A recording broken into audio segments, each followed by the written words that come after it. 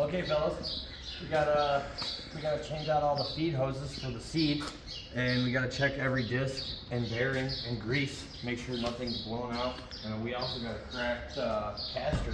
The top of the caster wheels here, it's cracked all the way around, so I'm gonna grind it up and weld it back, and hopefully everything goes good.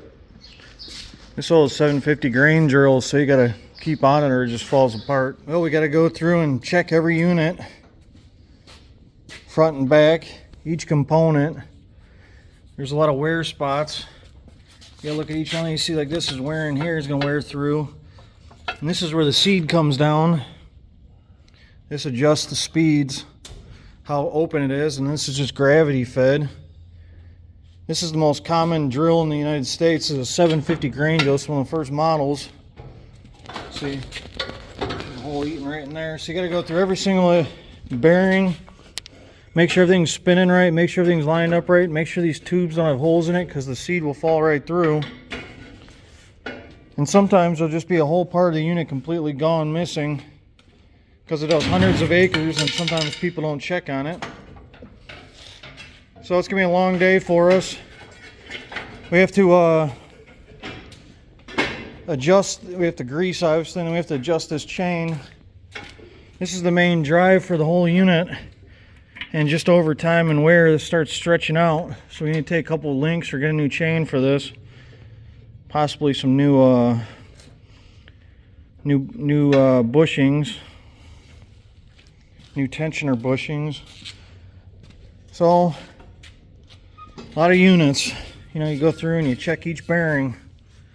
Anybody out there who's 750 knows how it goes.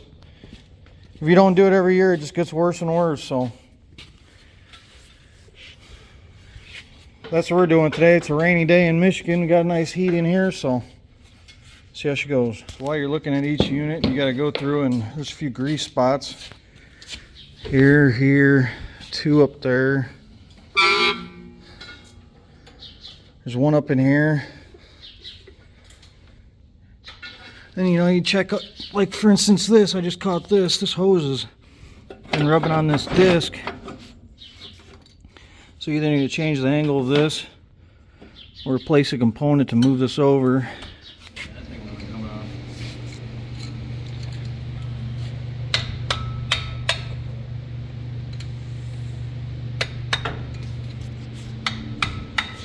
Oh, we're having some issues with, see, this hose is supposed to be away from this.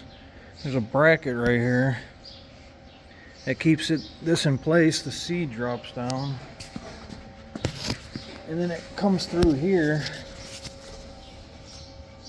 and gets dropped right there.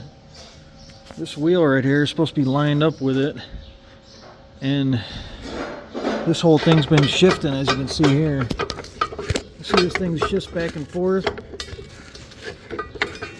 and then it brings lets the hose hit this and rub a hole, and also throws the alignment for pressure. So we're trying to fab some of this up now, see if we can fix it.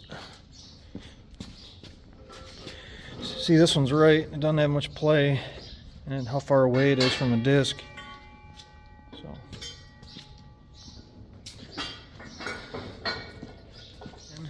this is the unit. These are all hollowed out. So right, I'm gonna grind off a spot right here because I noticed we got a lot of play this way, so we need to shim this out. Don't have shims anyway. I'm gonna grind it off, and I'm gonna weld a couple of pieces of 16 nails right there, so it holds it out, and it'll hold it against the disc, and it will not rub a hole in the line no more. that's what you call a cheap fix. See how she goes. With that extra weld in there, those little nails I just welded on, it doesn't move side to side no more, so it ain't gonna fall off. And then it keeps that back wheel that puts the pressure on the seed lined up together, so it all around works better. This was kicked over and rubbing a hole right in the side here, so his little fab job he did, it'd be a lot cheaper than this whole unit where the beams drop through. I'm sure that's pretty expensive from John Deere, so easy fix. 2 16 nails don't cost much. Found a little friend.